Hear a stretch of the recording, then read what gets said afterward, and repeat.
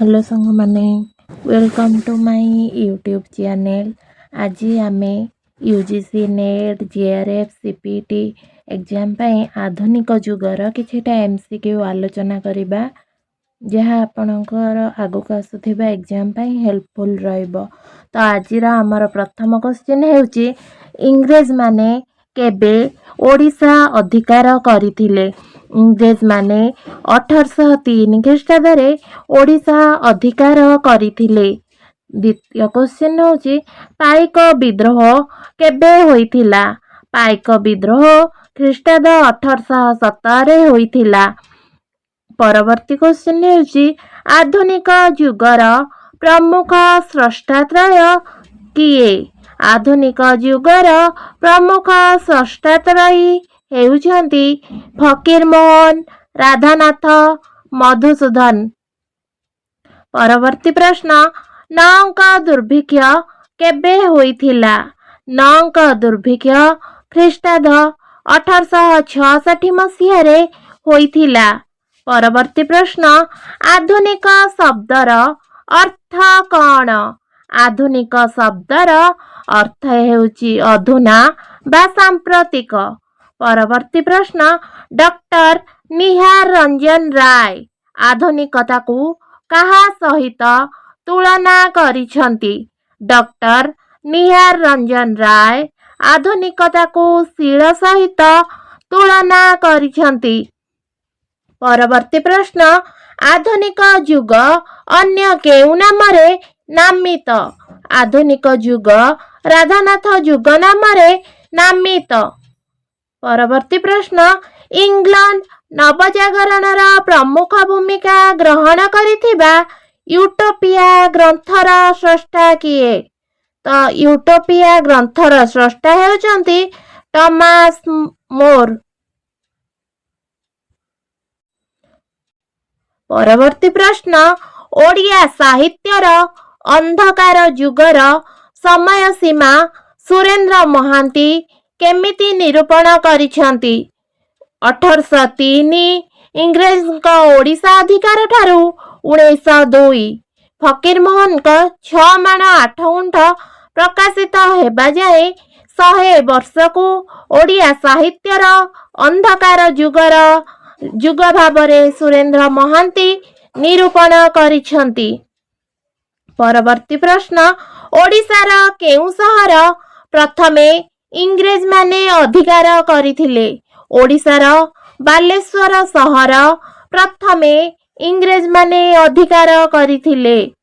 केउ संधि अनुसारे ओडिशा मरहटांक ठारू इंग्रेज अधीन को आसीथिला। तो देवग्राम संधि अनुसारे ओडिशा मरहटांक ठारू इंग्रेज अधीन को आसीथिला। परवर्ती प्रश्न ओडिया भाषा 4टी प्रदेश रे व्यवहृत हुए बोली ब्रिटिश कालीन ओडिशा रे किए मत रखिथिले। ओडिया भाषा 4टी प्रदेश रे व्यवहृत हुए बोली ब्रिटिश कालीन ग्रियर्सन एही मतटी रखिथिले। मिशनारी मानकर ओडिशा आगमन केबे होइथिला। मिशनारी मानकर ओडिशा आगमन ख्रीष्टाब्द 1822 फेब्रुआरी 12 तारिख रे होइथिला। परवर्ती प्रश्न केबे ओडिशा रे आधुनिक स्कूल प्रतिष्ठा मिशनारी मानक द्वारा होइथिला। तो ओडिशा रे मिशनारी मानक द्वारा आधुनिक स्कूल जून 1 तारिख 1822 ख्रीष्टाब्द रे होइथिला। परवर्ती प्रश्न ब्रिटिश अधिकार बेला को ओडिशा कहिले केतोटी जिला को बुझाउथिला। ब्रिटिश अधिकार बेला को ओडिशा कहिले 3टी जिला को बुझाउथिला यथा बालेश्वर, कटक एवं पुरी। परवर्ती प्रश्न नौक दुर्भिक्षर चित्र प्यारीमोहन आचार्यंक केउ ग्रंथरु पूर्ण रूपे जानी हुए। नौक दुर्भिक्षर चित्र प्यारीमोहन आचार्यंक ओडिशा इतिहास ग्रंथरु पूर्ण रूपे जानी हुए। केउ विदेशी प्रथमे ଓଡ଼ିଶାର ଭାଷା ଓ ଲିପି ଉଭୟ ଓଡ଼ିଆ ବୋଲି ପ୍ରଥମେ ମତବ୍ୟକ୍ତ କରିଥିଲେ ତ ସେ ହେଉଛନ୍ତି H.T. କୋଲବ୍ରୁକ୍। 1801 ଖ୍ରୀଷ୍ଟାବ୍ଦରେ ସେ ଏହି ସୂଚନା ଦେଇଥିଲେ। ପରବର୍ତ୍ତୀ ପ୍ରଶ୍ନ, କେଉଁ ମସିହାରେ କଚେରୀ ମାନଙ୍କରେ ଦେଶୀ ଭାଷା ପ୍ରଚଳନ ପାଇଁ ସରକାର କମିଶନରଙ୍କୁ ପ୍ରସ୍ତାବ ଦେଇଥିଲେ? 1837 ଖ୍ରୀଷ୍ଟାବ୍ଦରେ କଚେରୀ ମାନଙ୍କରେ ଦେଶୀ ଭାଷା ପ୍ରଚଳନ ପାଇଁ ସରକାର କମିଶନରମାନଙ୍କୁ ପ୍ରସ୍ତାବ ଦେଇଥିଲେ? କେଉଁ ବିଦେଶୀ ପ୍ରଥମେ କହିଥିଲେ ଓଡ଼ିଆ ହେଉଛି ବଙ୍ଗ ଭାଷାର ଉପଭାଷା ମାତ୍ର?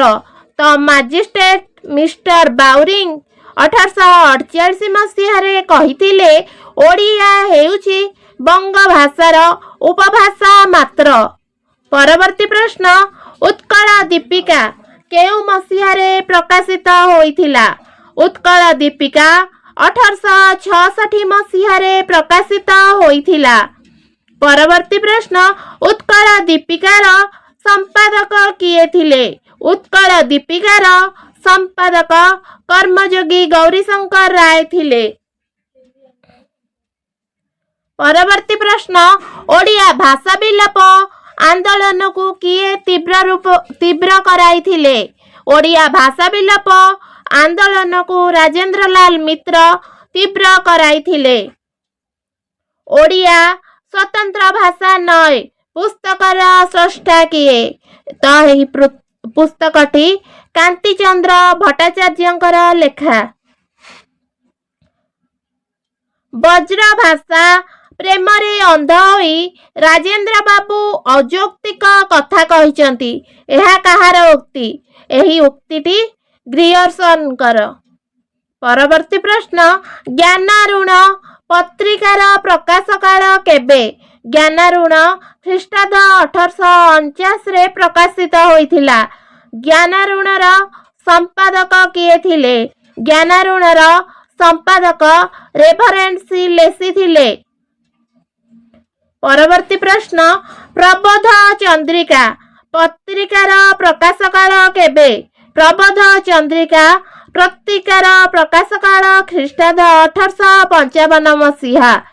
ପରବର୍ତ୍ତୀ ପ୍ରଶ୍ନ, ଓଡ଼ିଶାର ପ୍ରଥମ ପ୍ରେସର ନାମ କ'ଣ? ଓଡ଼ିଶାର ପ୍ରଥମ ପ୍ରେସର ନାମ କଟକ ମିଶନ ପ୍ରେସ, ଯାହାକି ଖ୍ରୀଷ୍ଟାବ୍ଦ 1837 ମସିହାରେ ପ୍ରତିଷ୍ଠା ହୋଇଥିଲା। ପରବର୍ତ୍ତୀ ପ୍ରଶ୍ନ, ଓଡ଼ିଶାର ଦ୍ୱିତୀୟ ମୁଦ୍ରାଯନ୍ତ୍ର କଟକ ପ୍ରିଣ୍ଟିଂ ପ୍ରେସ କେବେ ସ୍ଥାପନା ହୋଇଥିଲା? ଓଡ଼ିଶାର ଦ୍ୱିତୀୟ ମୁଦ୍ରାଯନ୍ତ୍ର କଟକ ପ୍ରିଣ୍ଟିଂ ପ୍ରେସ ଖ୍ରୀଷ୍ଟାବ୍ଦ 1866ରେ ସ୍ଥାପିତ ହୋଇଥିଲା। ପରବର୍ତ୍ତୀ ପ୍ରଶ୍ନ, ବାଲେଶ୍ୱର ସମ୍ବାଦବାହିକା ପ୍ରଥମେ କେବେ ପ୍ରକାଶିତ ହୋଇଥିଲା? ବାଲେଶ୍ୱର ସମ୍ବାଦବାହିକା ଖ୍ରୀଷ୍ଟାବ୍ଦ 1868ରେ ପ୍ରକାଶିତ ହୋଇଥିଲା। ପ୍ରଥମେ କେବେ ଓଡ଼ିଆ ଭାଷାରେ ସରକାରୀ ଗେଜେଟ ପ୍ରକାଶ ପାଇଥିଲା? ପ୍ରଥମେ ଖ୍ରୀଷ୍ଟାବ୍ଦ 1852ରେ W.C. ଲେସିଙ୍କ ସମ୍ପାଦନାରେ ଓଡ଼ିଆ ଭାଷାରେ ସରକାରୀ ଗେଜେଟ ପ୍ରକାଶ ପାଇଥିଲା। ପରବର୍ତ୍ତୀ ପ୍ରଶ୍ନ, ସର୍ବେଷାଂ नो ଜନନୀ ଭାରତ ଧରଣୀ କଳ୍ପଲତେୟମ୍ ର ରଚୟିତା କିଏ? ଏହାର ରଚୟିତା ହେଉଛନ୍ତି ରାଧାନାଥ ରାୟ। ସେ ତାଙ୍କ ଭାରତ ଗୀତିକାରେ ଏହି ଉକ୍ତିଟି ଲେଖିଛନ୍ତି। ରାଧାନାଥ ଓଡ଼ିଆ ବ୍ୟତୀତ ଅନ୍ୟ କେଉଁ ପ୍ରାନ୍ତୀୟ ଭାଷାରେ କବିତା ରଚନା କରିଥିଲେ? ରାଧାନାଥ ଓଡ଼ିଆ ବ୍ୟତୀତ ବଙ୍ଗଳା ଭାଷାରେ କବିତା ରଚନା କରିଥିଲେ। ରାଧାନାଥ ରାୟ କେବେ ଜନ୍ମଗ୍ରହଣ କରିଥିଲେ? ରାଧାନାଥ ରାୟ ଖ୍ରୀଷ୍ଟାବ୍ଦ 1848 ସେପ୍ଟେମ୍ବର 28ରେ ଜନ୍ମଗ୍ରହଣ କରିଥିଲେ। ପରବର୍ତ୍ତୀ ପ୍ରଶ୍ନ, ଖ୍ରୀଷ୍ଟାବ୍ଦ 1843 ମକର ସଂକ୍ରାନ୍ତିରେ କେଉଁ ଓଡ଼ିଆ ଲେଖକ ଜନ୍ମଗ୍ରହଣ କରିଥିଲେ? ଖ୍ରୀଷ୍ଟାବ୍ଦ 1843 ମକର ସଂକ୍ରାନ୍ତିରେ ଫକୀର ମୋହନ ସେନାପତି ଜନ୍ମଗ୍ରହଣ କରିଥିଲେ। ଫକୀର ମୋହନ ସତ୍ୟର, ରାଧାନାଥ ସୁନ୍ଦରର ଓ ମଧୁସୂଦନ ଶିବର ଉପାସକ ଥିଲେ। ଏହି ଉକ୍ତିଟି କାହାର? ଏହି ଉକ୍ତିଟି ମାୟାଧର ମାନସିଂହଙ୍କର 1948 ମସିହାରେ ପ୍ରକାଶିତ ତାଙ୍କର କବି ଓ କବିତା ଗ୍ରନ୍ଥରେ ଏହି ଉକ୍ତିଟିକୁ ସେ ଉଲ୍ଲେଖ କରିଛନ୍ତି। ପରବର୍ତ୍ତୀ ପ୍ରଶ୍ନ, କେଉଁ ଓଡ଼ିଆ କବିତା ଗ୍ରନ୍ଥକୁ ଲରିକାଲ ବାଲାଡ୍ସ ସହିତ ତୁଳନା କରାଯାଇଛି? ତ ରାଧାନାଥଙ୍କ କବିତାବଳୀକୁ ଲରିକାଲ ବାଲାଡ୍ସ ସହିତ ତୁଳନା କରାଯାଇଛି। ପରବର୍ତ୍ତୀ ପ୍ରଶ୍ନ, କବିତାବଳୀର ସ୍ରଷ୍ଟା କିଏ? କବିତାବଳୀର ସ୍ରଷ୍ଟା ରାଧାନାଥ ରାୟ ଓ ମଧୁସୂଦନ ରାଓ। ପରବର୍ତ୍ତୀ ପ୍ରଶ୍ନ, ରାଧାନାଥଙ୍କ ରଚିତ ଚନ୍ଦ୍ରଭାଗାର କାହାଣୀ କେଉଁ ମନ୍ଦିରକୁ କେନ୍ଦ୍ର କରି ଗଢ଼ି ଉଠିଛି? ରାଧାନାଥଙ୍କ ରଚିତ ଚନ୍ଦ୍ରଭାଗାର କାହାଣୀ କୋଣାର୍କ ମନ୍ଦିରକୁ କେନ୍ଦ୍ର କରି ଗଢ଼ି ଉଠିଛି। ପରବର୍ତ୍ତୀ ପ୍ରଶ୍ନ, ଆଣ୍ଟାଲାର୍କଟିକ୍ ରେସ୍ ଅନୁସରଣରେ ରାଧାନାଥଙ୍କ କେଉଁ କାବ୍ୟ ରଚିତ? ତ ଏହାର ଅନୁସରଣରେ ତାଙ୍କର ଉଷା କାବ୍ୟଟି ରଚିତ। ପରବର୍ତ୍ତୀ ପ୍ରଶ୍ନ, ଦେବୀ ବୀଣା ପାଣି କେଉଁ ପାପ ଫଳେ କରୁଣା ତୋହର ଉଣାଏ ଉତ୍କଳେ କେଉଁ କାବ୍ୟରୁ ଆନୀତ? ଏହା ରାଧାନାଥଙ୍କ ଚିଲିକା କାବ୍ୟରୁ ଆନୀତ। ରାଧାନାଥଙ୍କ କେଉଁ କାବ୍ୟରେ ପଠାଣି ସାମନ୍ତଙ୍କ ବିଷୟ ବର୍ଣ୍ଣିତ? ରାଧାନାଥଙ୍କ ଦରବାର କାବ୍ୟରେ ପଠାଣି ସାମନ୍ତଙ୍କ ବିଷୟ ବର୍ଣ୍ଣିତ। ପରବର୍ତ୍ତୀ ପ୍ରଶ୍ନ, ମିଲ୍ଟନଙ୍କ ପାରାଡାଇଜ ଲଷ୍ଟ ଅନୁସରଣରେ ରାଧାନାଥ କେଉଁ କାବ୍ୟ ରଚନା କରିଛନ୍ତି? ମିଲ୍ଟନଙ୍କ ପାରାଡାଇଜ ଲଷ୍ଟ ଅନୁସରଣରେ ରାଧାନାଥ ମହାଯାତ୍ରା କାବ୍ୟ ରଚନା କରିଛନ୍ତି। ପରବର୍ତ୍ତୀ ପ୍ରଶ୍ନ, କେଦାର ଗୌରୀ କାବ୍ୟ କାହା ଦ୍ୱାରା ପ୍ରଭାବିତ? କେଦାର ଗୌରୀ ଓଭିଡଙ୍କ ରଚିତ ପିରାମସ୍ ଓ ଥିସେଫ୍ କାହାଣୀ ଦ୍ୱାରା ପ୍ରଭାବିତ। ଆଧୁନିକ ଓଡ଼ିଆ ସାହିତ୍ୟର ପ୍ରଥମ ମହାକାବ୍ୟ କ'ଣ? ଆଧୁନିକ ଓଡ଼ିଆ ସାହିତ୍ୟର ପ୍ରଥମ ମହାକାବ୍ୟ ମହାଯାତ୍ରା। ଉତ୍କଳ କମଳା ବିଳାସ ଦୀର୍ଘିକା କାହାକୁ ଲକ୍ଷ୍ୟ କରି କୁହାଯାଇଛି? ଏହା ଚିଲିକାକୁ ଲକ୍ଷ୍ୟ କରି କୁହାଯାଇଛି। ମହାବଳୀ ପ୍ରେମ ଅଟଇ ମହୀର ପ୍ରେମ ସିନା କରେ ଅବଳାକୁ ବୀର ଏହା କେଉଁ କାବ୍ୟରୁ ଆନୀତ? ଏହା ରାଧାନାଥଙ୍କ ନନ୍ଦିକେଶ୍ୱରୀ କାବ୍ୟରୁ ଆନୀତ। ପରବର୍ତ୍ତୀ ପ୍ରଶ୍ନ, ପୃଥ୍ୱୀରାଜଙ୍କ ସେନାପତିଙ୍କ ନାମ କ'ଣ? ପୃଥ୍ୱୀରାଜଙ୍କ ସେନାପତିଙ୍କ ନାମ ଅମର ସିଂହ। ଓଭିଡଙ୍କ କେଉଁ କାହାଣୀ ଆଧାରରେ ଚନ୍ଦ୍ରଭାଗା ରଚିତ? ଓଭିଡଙ୍କ ଆପୋଲୋ ଓ ଡାଫିନ୍ କାହାଣୀ ଆଧାରରେ ଚନ୍ଦ୍ରଭାଗା ରଚିତ। ପରବର୍ତ୍ତୀ ପ୍ରଶ୍ନ, ଦୁର୍ଯ୍ୟୋଧନଙ୍କ ରକ୍ତନଦୀ ସନ୍ତରଣ କାହାର ସୃଷ୍ଟି? ଦୁର୍ଯ୍ୟୋଧନଙ୍କ ରକ୍ତନଦୀ ସନ୍ତରଣ ରାଧାନାଥ ରାୟଙ୍କ ସୃଷ୍ଟି। ରାଧାନାଥଙ୍କୁ କବିବର ବୋଲି କିଏ ପ୍ରଥମେ ସମ୍ବୋଧନ କରିଥିଲେ? ରାଧାନାଥଙ୍କୁ କବିବର ବୋଲି ଫକୀର ମୋହନ ସେନାପତି ପ୍ରଥମେ ସମ୍ବୋଧନ କରିଥିଲେ। ପରବର୍ତ୍ତୀ ପ୍ରଶ୍ନ, ରାଧାନାଥଙ୍କ ରଚିତ ଯଯାତି କେଶରୀ କାବ୍ୟର ନାୟିକା କିଏ? ରାଧାନାଥଙ୍କ ରଚିତ ଯଯାତି କେଶରୀ କାବ୍ୟର ନାୟିକା ଲଳିତା। ପରବର୍ତ୍ତୀ ପ୍ରଶ୍ନ, ମେଘଦୂତ କାବ୍ୟର ପ୍ରଥମ ଓଡ଼ିଆ ଅନୁବାଦକ କିଏ? ମେଘଦୂତ କାବ୍ୟର ପ୍ରଥମ ଓଡ଼ିଆ ଅନୁବାଦକ ରାଧାନାଥ ରାୟ। ରାଧାନାଥଙ୍କ ଦ୍ୱାରା ରଚିତ ଓଡ଼ିଆ ସାହିତ୍ୟର ପ୍ରଥମ ପ୍ରବନ୍ଧ କ'ଣ? ତ ବିବେକୀ ପ୍ରବନ୍ଧ। ବିବେକୀ ପ୍ରବନ୍ଧ କେବେ କେଉଁ ପତ୍ରିକାରେ ପ୍ରକାଶିତ ହୋଇଥିଲା? ବିବେକୀ ପ୍ରବନ୍ଧ 1873ରେ ଉତ୍କଳ ଦର୍ପଣ ପତ୍ରିକାରେ ପ୍ରକାଶିତ ହୋଇଥିଲା। ପରବର୍ତ୍ତୀ ପ୍ରଶ୍ନ, ମହାଯାତ୍ରା ମହାକାବ୍ୟ କେଉଁ ଛନ୍ଦରେ ରଚିତ? ମହାଯାତ୍ରା ମହାକାବ୍ୟ ଅମିତ୍ରା ଅକ୍ଷର ଛନ୍ଦରେ ରଚିତ। ପରବର୍ତ୍ତୀ ପ୍ରଶ୍ନ, କଞ୍ଚୁକି କେଉଁ କାବ୍ୟର ଚରିତ୍ର? କଞ୍ଚୁକି ପାର୍ବତୀ କାବ୍ୟର ଚରିତ୍ର। ପରବର୍ତ୍ତୀ ପ୍ରଶ୍ନ, କେହି ରହିନାହିଁ ରହିବେ ନାହିଁଟି ଭବରଙ୍ଗ ଭୂମି ତଳେ ସର୍ବେ ନିଜ ନିଜ ଅଭିନୟ ସାରି ବାହୁଡ଼ିବେ କାଳ ବଳେ କେଉଁ କାବ୍ୟରୁ ଆନୀତ? ଏହା ପାର୍ବତୀ କାବ୍ୟରୁ ଆନୀତ। ପରବର୍ତ୍ତୀ ପ୍ରଶ୍ନ, ରାଧାନାଥଙ୍କ ରଚିତ ଖଣ୍ଡକାବ୍ୟର ନାମ କ'ଣ? ରାଧାନାଥଙ୍କ ରଚିତ ଖଣ୍ଡକାବ୍ୟର ନାମ ଚିଲିକା। ପରବର୍ତ୍ତୀ ପ୍ରଶ୍ନ, ରାଧାନାଥଙ୍କ କେଉଁ ଲେଖାକୁ ଉତ୍କଳ ଦୀପିକା ଉପନ୍ୟାସ ବୋଲି ମତ ଦେଇଥିଲେ? ରାଧାନାଥଙ୍କ ଇତାଲୀୟ ଯୁବାକୁ ଉତ୍କଳ ଦୀପିକା ଉପନ୍ୟାସ ବୋଲି ମତ ଦେଇଥିଲେ। ପରବର୍ତ୍ତୀ ପ୍ରଶ୍ନ, ଫକୀର ମୋହନ ସେନାପତିଙ୍କ ପିତୃଦତ୍ତ ନାମ କ'ଣ ଥିଲା? ଫକୀର ମୋହନ ସେନାପତିଙ୍କ ପିତୃଦତ୍ତ ନାମ ଥିଲା ବ୍ରଜମୋହନ। କିଏ ଫକୀର ମୋହନଙ୍କୁ ସରସ୍ୱତୀ ଉପାଧି ପ୍ରଦାନ କରିଥିଲେ? ତ ବାମଣ୍ଡାର ସୁରତରଙ୍ଗିଣୀ ସାରସ୍ୱତ ସମିତି ଫକୀର ମୋହନଙ୍କୁ ସରସ୍ୱତୀ ଉପାଧି ପ୍ରଦାନ କରିଥିଲେ।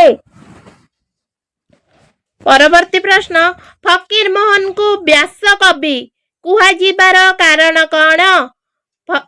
ଫକୀର ମୋହନଙ୍କୁ ବ୍ୟାସ କବି କୁହାଯିବାର କାରଣ ହେଉଛି ସେ ବ୍ୟାସକୃତ ମହାଭାରତର ଓଡ଼ିଆ ଅନୁବାଦ କରିଥିଲେ।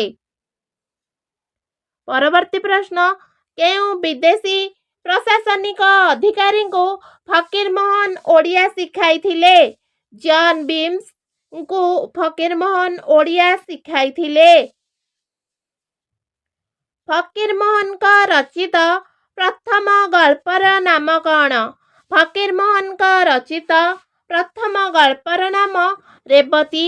1898 ଖ୍ରୀଷ୍ଟାବ୍ଦରେ ଏହା ପ୍ରକାଶିତ।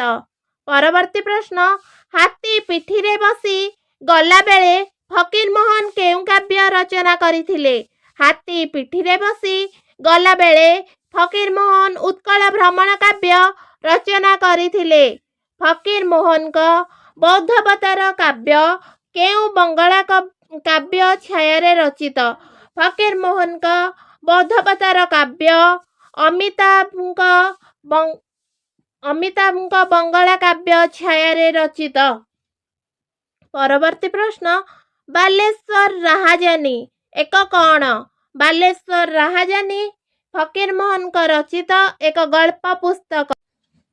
ପରବର୍ତ୍ତୀ ପ୍ରଶ୍ନ, ଫକୀର ମୋହନଙ୍କ ରଚିତ ଆତ୍ମଜୀବନୀର ନାମ କ'ଣ? ଫକୀର ମୋହନଙ୍କ ରଚିତ ଆତ୍ମଜୀବନୀର ନାମ ଆତ୍ମଜୀବନ ଚରିତ। ପରବର୍ତ୍ତୀ ପ୍ରଶ୍ନ, ଫକୀର ମୋହନଙ୍କ ରଚିତ ରମ୍ୟ ରଚନାର ନାମ କ'ଣ? ଫକୀର ମୋହନଙ୍କ ରଚିତ ରମ୍ୟ ରଚନାର ନାମ ନନାଙ୍କ ପାଞ୍ଜି। ଫକୀର ମୋହନଙ୍କ ଦ୍ୱାରା ଅନୁଦିତ ଜୀବନ ଚରିତ କାହାର ଜୀବନୀ? ଫକୀର ମୋହନଙ୍କ ଦ୍ୱାରା ଅନୁଦିତ ଜୀବନ ଚରିତ ଈଶ୍ୱରଚନ୍ଦ୍ର ବିଦ୍ୟାସାଗରଙ୍କର ଜୀବନୀ ପୁସ୍ତକ। ପରବର୍ତ୍ତୀ ପ୍ରଶ୍ନ, ଫକୀର ମୋହନଙ୍କ ପ୍ରଥମ ରଚନାର ନାମ କ'ଣ? ଫକୀର ମୋହନଙ୍କ ପ୍ରଥମ ରଚନାର ନାମ ରାଜପୁତର ଇତିହାସ। ପରବର୍ତ୍ତୀ ପ୍ରଶ୍ନ, ହରି ସିଂ ଓ ଗୋପାଳ ସିଂ କେଉଁ ଗଳ୍ପର ଚରିତ୍ର? ହରି ସିଂ ଓ ଗୋପାଳ ସିଂ ଫକୀର ମୋହନ ସେନାପତିଙ୍କ ଡାକମୁନିସି ଗଳ୍ପର ଚରିତ୍ର। ପରବର୍ତ୍ତୀ ପ୍ରଶ୍ନ, ଅବସର ବାସରେ କାହା ଦ୍ୱାରା ରଚିତ? ଅବସର ବାସରେ ଫକୀର ମୋହନ ସେନାପତିଙ୍କ ଦ୍ୱାରା ରଚିତ। ପରବର୍ତ୍ତୀ ପ୍ରଶ୍ନ, କେଉଁଟି ସେନାପତିଙ୍କ ପ୍ରଥମ ଗଳ୍ପ ବୋଲି ପ୍ରଥମେ ଧାରଣା ଥିଲା? ତ ଲକ୍ଷ୍ମଣିଆ ଗଳ୍ପ, ଯାହାକି 1868 ଖ୍ରୀଷ୍ଟାବ୍ଦରେ ବୋଧଦାୟିନୀ ପତ୍ରିକାରେ ପ୍ରକାଶିତ ହୋଇଥିଲା। ତାହାକୁ ଫକୀରମୋହନଙ୍କ ପ୍ରଥମ ଗଳ୍ପ ବୋଲି ପ୍ରଥମେ ଧାରଣା ଥିଲା। ପରବର୍ତ୍ତୀ ପ୍ରଶ୍ନ, 6 ମାଣ 8 ଗୁଣ୍ଠ କେବେ ପ୍ରକାଶିତ ହୋଇଥିଲା? 6 ମାଣ 8 ଗୁଣ୍ଠ ଖ୍ରୀଷ୍ଟାବ୍ଦ 1902ରେ ପ୍ରକାଶିତ ହୋଇଥିଲା। ପରବର୍ତ୍ତୀ ପ୍ରଶ୍ନ, ସରସ୍ୱତୀ ଦେଈ କେଉଁ ଉପନ୍ୟାସର ଚରିତ୍ର? ସରସ୍ୱତୀ ଦେଈ ମାମୁଁ ଉପନ୍ୟାସର ଚରିତ୍ର। ପରବର୍ତ୍ତୀ ପ୍ରଶ୍ନ, ଫକୀରମୋହନଙ୍କ ଐତିହାସିକ ଉପନ୍ୟାସର ନାମ କ'ଣ? ଫକୀରମୋହନଙ୍କ ଐତିହାସିକ ଉପନ୍ୟାସର ନାମ ଲଛମା। ପରବର୍ତ୍ତୀ ପ୍ରଶ୍ନ, ରାମଚନ୍ଦ୍ର ମଙ୍ଗରାଜ କେଉଁ ଉପନ୍ୟାସର ଚରିତ୍ର? ରାମଚନ୍ଦ୍ର ମଙ୍ଗରାଜ 6 ମାଣ 8 ଗୁଣ୍ଠ ଉପନ୍ୟାସର ଚରିତ୍ର। ପରବର୍ତ୍ତୀ ପ୍ରଶ୍ନ, ଫକୀରମୋହନଙ୍କୁ କେଉଁ ଇଂରାଜୀ ଔପନ୍ୟାସିକଙ୍କ ସହିତ ତୁଳନା କରାଯାଏ? ଫକୀରମୋହନଙ୍କୁ ଟମାସ ହାର୍ଡି ଇଂରାଜୀ ଔପନ୍ୟାସିକଙ୍କ ସହିତ ତୁଳନା କରାଯାଏ।